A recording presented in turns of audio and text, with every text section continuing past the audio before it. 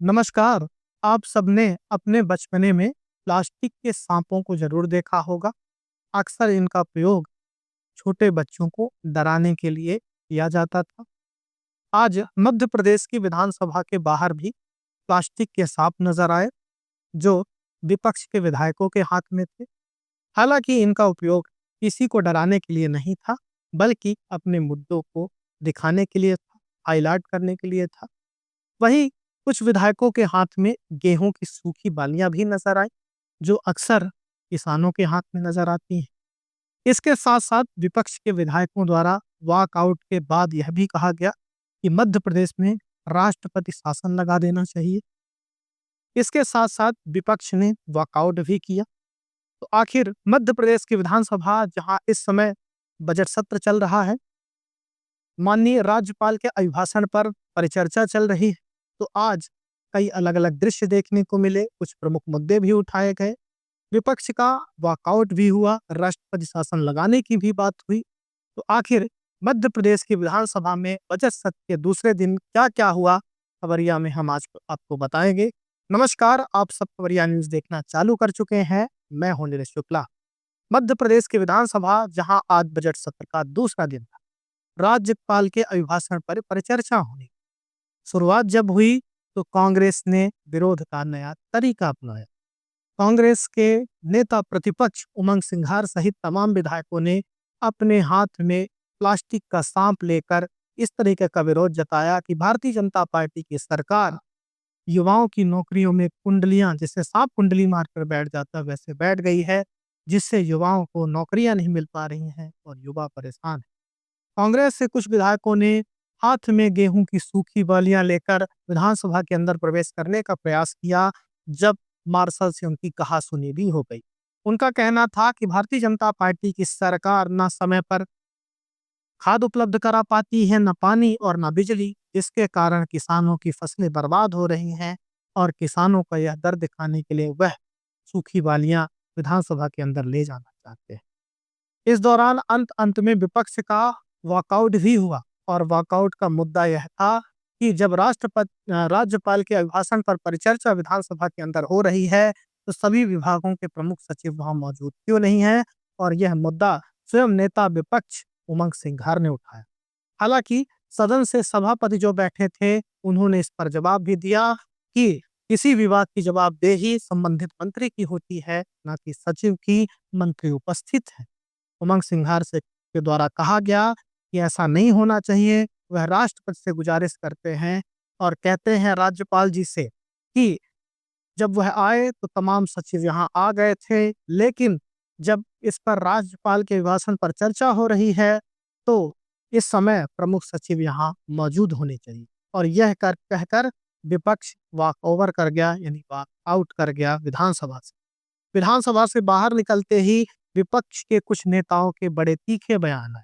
एक बयान आया रीवा जिले की सिमरिया विधानसभा से विधायक अभय मिश्रा का।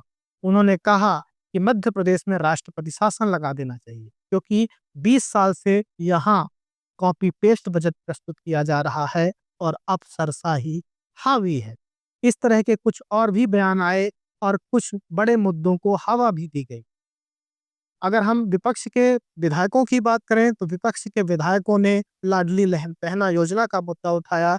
किस तरह से लाडली बहनाओं के नाम काटे जा रहे हैं, नई लाडली बहनाओं के नाम जोड़े नहीं जा रहे।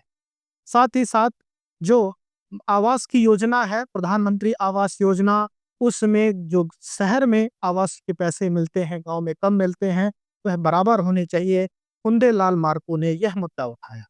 साथ ही साथ कई अन्य विधायकों ने भी बड़े बड़े मुद्दे उठाए, जिनमें स्कूलों के शिक्षकों की कमी का भी मुद्दा निकलकर सामने आया। और यह दिग्विजय सिंह के बेटे और विधायक राघवगढ़ से जयवर्धन सिंह ने भी यह मुद्दा उठाया और कहा कि मध्य प्रदेश में 70,000 शिक्षकों की कमी है। इस पर पक्ष की तरफ से पलटवार भी हुआ। विश्वास सारंग ने कहा कि राज्यपाल के अभिभाषण पर चर्चा न होकर दूसरे मुद्दों को हवा दी जा रही। कांग्रेस के नेताओं का यह काम है कि वह बातों को ऐसे उठाएं कि मीडिया में उन्हें जगह मिले, जबकि जो राज्यपाल का अभिभाषण हुआ है उसमें उन्होंने सुना भी नहीं है और उस पर वह बात भी नहीं करना चाहते हैं। तो ये तमाम बातें थी जो आज बजट सत्र के दूसरे दिन निकलकर सामने आई। साथ ही साथ आज बजट सत्र के दूसरे दिन जहां अनुपूरक बजट पेश किया गया, मध्य प्रदेश के वित्त मंत्री जगदीश देवड़ा के द्वारा वहीं आर्थिक सर्वेक्षण भी पेश किया गया। तो आखिर वह अनुपूरक बजट कितना था, आर्थिक सर्वेक्षण में क्या निकलकर सामने आया है, वह भी आपको जरूर सुनना चाहिए। तो सबसे पहले हम आपको आर्थिक सर्वेक्षण की बात बता देते हैं। 2024-25 के दौरान मध्य प्रदेश में क्या स्थितियां रही, वो आर्थिक सर्वेक्षण में निकलकर सामने आई हैं। आर्थिक सर्वेक्षण का पहला बिंदु मैं आपको बता देता हूँ। जीएसडीपी यानी राज्य का जो जीडीपी होता है, उसमें कितने परसेंट की बढ़ोतरी हुई, इस आर्थिक सर्वेक्षण से निकलकर सामने आया है। मध्य प्रदेश के जीएसडीपी में इस बार यानी वित्तीय वर्ष 2024-25 में 11.05% की वृद्धि हुई है। प्रति आय व्यक्ति आय में भी बढ़ोतरी हुई है, जो आर्थिक सर्वेक्षण के आंकड़े निकलकर सामने आए हैं। प्रति व्यक्ति आय में 8.57% की वृद्धि हुई है, जो अब प्रति व्यक्ति आय इस समय 1,52,615 रुपए तक पहुंच गई है, जो पहले 1,40,583 रुपए थी। वहीं अगर मध्य प्रदेश की अर्थव्यवस्था में तमाम सेक्टरों के योगदान को देखें, तो कृषि का क्षेत्र का जो योगदान था वह आर्थिक सर्वेक्षण में कम होता हुआ नजर आया है, जो पहले 45% के आसपास था, अब 38% के आसपास रह गया है।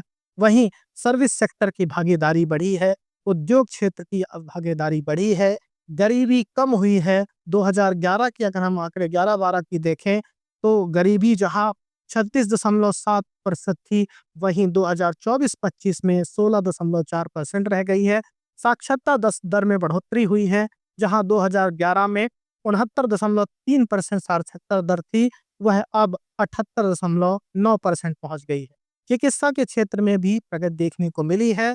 शिशु मृत्यु दर और मातृ मृत्यु दर में कमी आई है। और वहीं अगर हम अनुपूरक बजट की बात करें, तो 2024-25 के लिए 19,206 करोड़ 69,529 रुपए का अनुपूरक बजट आज सदन में मध्य प्रदेश के वित्त मंत्री जगदीश देवड़ा ने प्रस्तुत किया। तो आज बजट सत्र का जो दूसरा दिन था, उसमें जहां प्लास्टिक से शाम से शुरुआत हुई, वहां वॉकआउट से, खासकर सचिवों के उपस्थित न होने से अंत हुआ और मध्य प्रदेश में राष्ट्रपति शासन लगाने तक की बात कही गई। अब जो इस समय का इस बार का जो बजट सत्र सामने आया है, उसमें ज्यादा दिन तक कार्रवाइयां नहीं चलनी है, जिससे विपक्ष भी मुद्दा बना रहा है। लेकिन जिस तरह से विपक्ष मुद्दा बना रहा है, पक्ष जवाब दे रहा है। कल मध्य प्रदेश का बजट वित्त मंत्री जगदीश देवड़ा प्रस्तुत करेंगे, जिस पर सबकी निगाहें टिकी हुई है।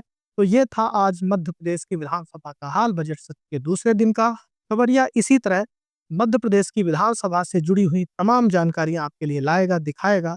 आप देखते और सब्सक्राइब करते रहें खबरिया न्यूज। अगर खबर पसंद आती है तो इसे शेयर जरूर करें और इस आर्थिक सर्वेक्षण पर आपका क्या कमेंट्स है, हमारी खबर पर जरूर बताएं। बहुत बहुत धन्यवाद।